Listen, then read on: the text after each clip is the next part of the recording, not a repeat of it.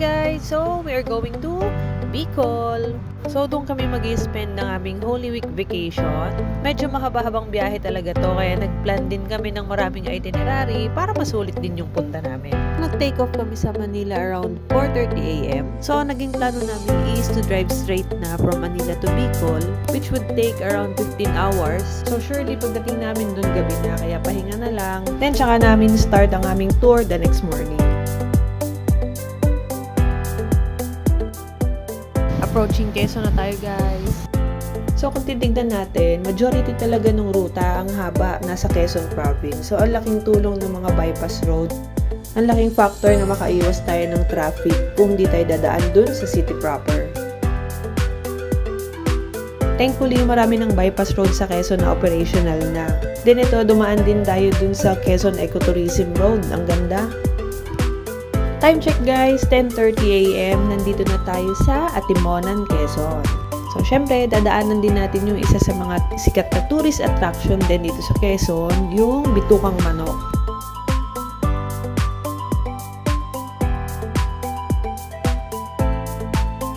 Medyo matarik lang yung daanan niya, especially mga zigzag road niya, pero wala naman siyang mga lubak, hindi kagaya ng ibang part na Quezon. So, mga light vehicles lang ang ina-allowed dito.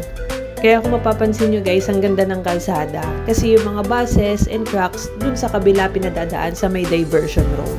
Kung i-compare kasi natin dun sa kabila sa diversion road, talagang sobrang lubak. Halos yung buong daan puro lubak.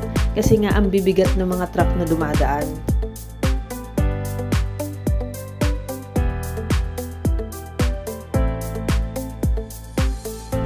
So, ito, paakyat na kami ng Bitukang Manok. By the way, kasama namin ang aking brother. Ayan, sila yung nasa harapan, yung naka-minivan. Kitang-kita nyo, kahit matarik yung daan, kayang-kaya. So, shoutout din po sa mga minivan users dyan. Ayan, kayang-kaya, guys. So, partida, ang dami pa nilang dalang gamit. Tsaka, 4 silang nakasakay dyan.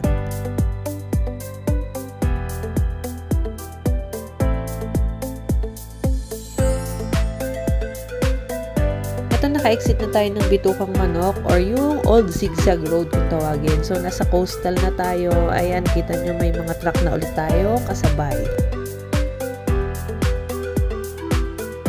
Medyo mahaba-haba tong coastal road na to, pero ang ganda ng view. So, hanap muna kami ng place para mag-lunch. Stop over kami, then biyahe na ulit.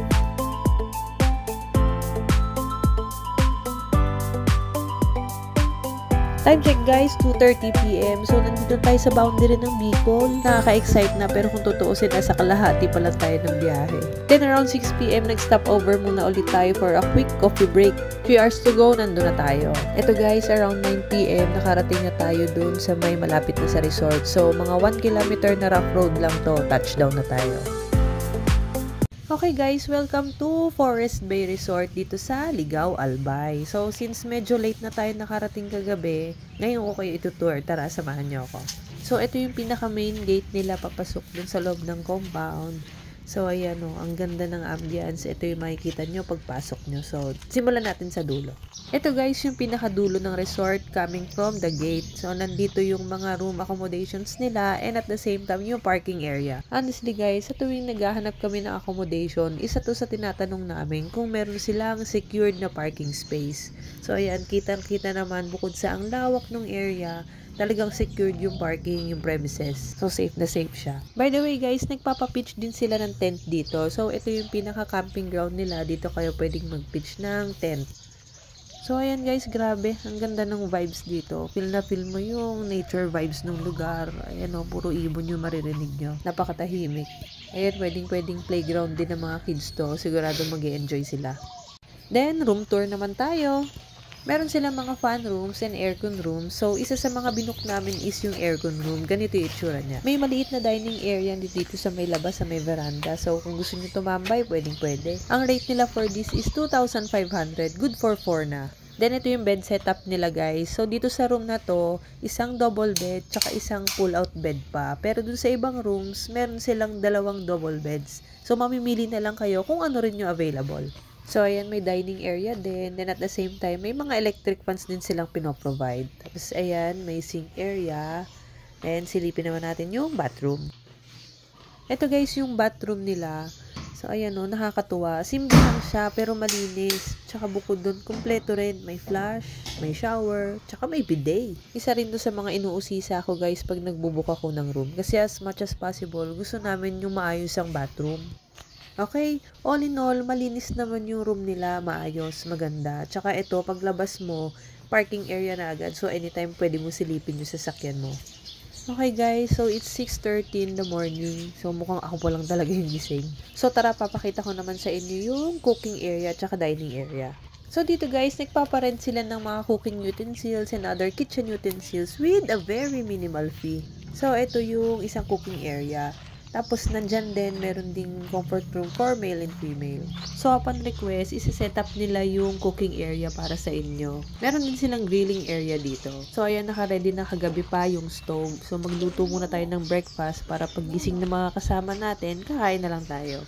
Ito naman guys, yung kanilang dining area. So, kung gusto nyo magsalo-salo, sabay-sabay kumain, pwedeng-pwede kasi maraming tables and chairs. Then, may another cooking area din dyan, just in case maraming guests, hindi magkakaagawan sa pagluto. Sa taas nitong dining area guys, meron pang 2 room accommodations dyan. Then ito, lipat naman tayo dito sa kanilang mga open cubos or yung open cabanas. Ang term nila para dito guys is pergolas. So, merong 4 na unit dito. Ito naman para dun sa mga gustong mag-day tour. Kung gusto nyo mag-inquire guys sa mga room accommodations nila, message nyo lang yung kanilang Facebook page. Nilagay ko yung link guys sa may description. So, check nyo na lang. Silipin naman natin yung beach area. So, yan. Actually, kagabi, ang ganda dito. Napaka-cozy, ang daming ilaw. Kaya lang, hindi ko na videohan, guys, kasi talagang pagod na rin kami.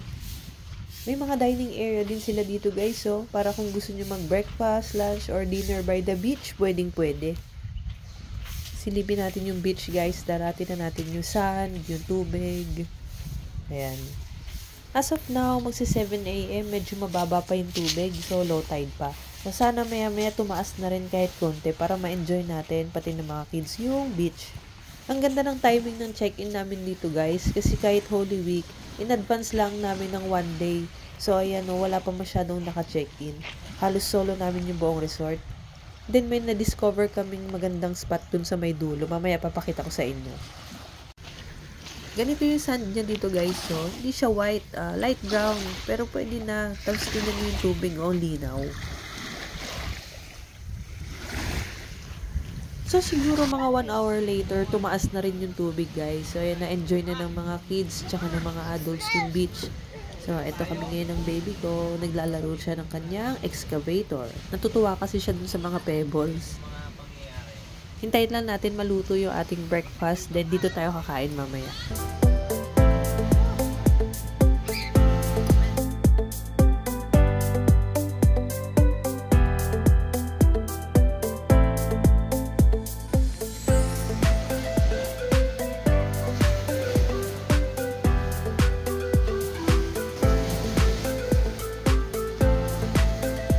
Kalmado lang yung dagat dito guys, so kahit na high tide na siya, hindi ganun kalakas yung alon niya.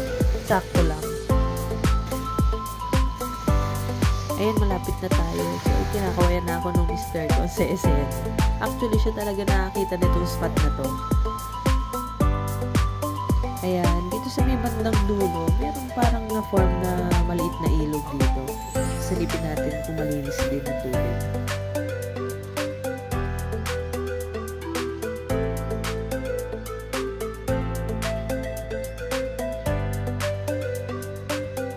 At ayan nga guys, mukhang natuwa na talaga siya. So, ito pala yung part na parang naging entry point ng tubig guys. May mga bata rin na nagsiswimming dito, yung mga locals. So, ang linaw talaga ng tubig niya, ang ganda. Ito yung nakakatuwang spot guys. So, tingnan nyo, dito pumapasok yung tubig, papunta dun sa parang ilog. So, ang linaw-linaw ng tubig talaga, bamis.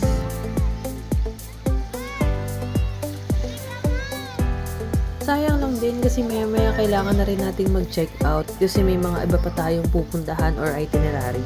Pero soon, kung makakabalik man kami dito sa lugar na to, siguradong babalikan din namin tong resort na to guys. Highly recommended to. By the way guys, ito pala yung Facebook page ng resort na pinuntahan namin, Forest Bay. So kung may questions kayo, feel free na mag-inquire sa kanila. Napaka-responsive at napakabait.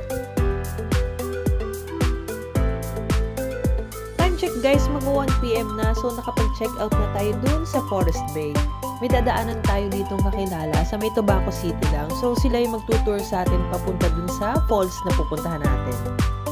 Day 2 namin dito sa Bicol guys. So ang itinerary namin today is may pupuntahan kaming falls. Then after maligo doon, meron naman kaming tutuluyan na camping site. So doon na kami mag-overnight para makapag-banding din. Doon daw sa camping site na pupuntahan natin is napakaganda ng view. Pagising mo, view na agad ng Mayon na makikita mo. Tingnan natin mamaya.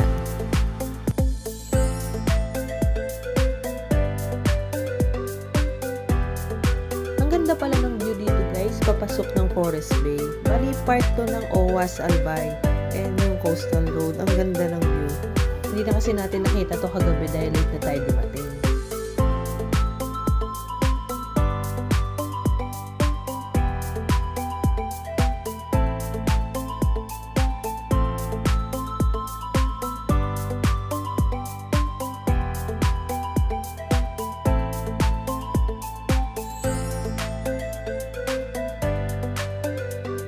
Malapit na tayo dun sa town proper guys. So first time natin masisilayan ang Bulkang Mayon. Sana magpakita siya. Ito na siya guys. So kaya lang sayang natatakpan pa siya ng ulap. Pero di bali okay lang. At least ilang days pa tayo dito sa Bicol. Sana masilayan natin yung magandang view ng Mount Mayon.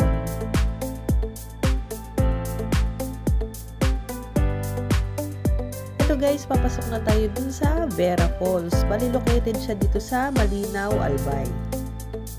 Kung titignan nyo sa map guys, located siya sa pagitan ng dalawang bundok, Mount Malinaw at Mount Masaraga. Tapos malapit na lang din siya sa Bulkang Mayon. Ayun guys, so nandun yung Mount Mayon. Takip pa rin siya ng ulap. Okay guys, welcome to Vera Falls. Medyo mahaba-haba rin yung kailangan babae. Maraming steps ng hagdan. So, alalay lang din kung may kasama kayong senior at bata. Dito sigurado may exercise yung mga tuhod nyo. Tapos, ang laki din yung parking lot nila sa taas. Hindi ko na lang nag-videohan. Then, meron na rin silang CR dito.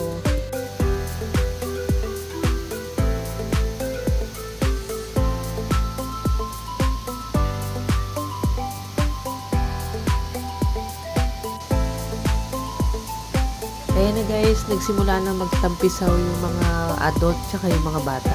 Mukhang mag-e-enjoy sila dito kasi ang init talaga ng panahon sa labas. Pero yung tubig dito malamig. Ito guys, yung baby ko. Mukhang gustong-gusto niya na magtampisaw dun sa tubig. Pero ingat lang din guys dun sa may mga kasamang bata lalo na. Kasi banda dito, medyo malakas na yung agos.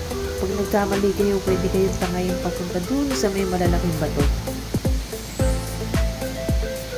Ito na nga guys, hindi na nakatiis yung aking bunso. Kahit malamig yung tubig, gusto niyang sumugod dun.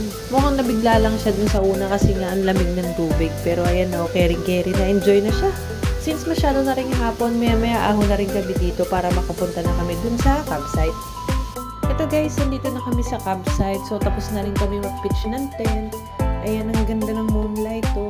Pero mas ma-appreciate mo talaga siya sa personal.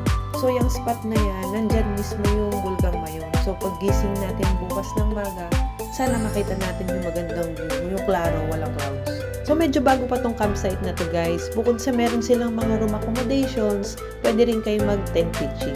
If ever naman na wala kayong dalang tent, meron din silang available for rental. May mattress and pillows na kasama yun. Car camping, pwede rin. Parking lang ang babayaran nyo. Ito yung mga rooms nila guys, so meron ding may aircon. With own bathroom din kada room. For more inquiries, visit nyo lang tong Facebook page nila guys.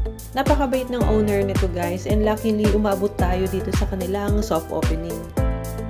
Ito yung naging morning view natin guys, so ayan na yung Mount Mayon. So mamaya pag check out natin dito, didiretso tayo sa Misibis Bay Resort. So abangan nyo yan guys sa next vlog natin. Thank you for watching!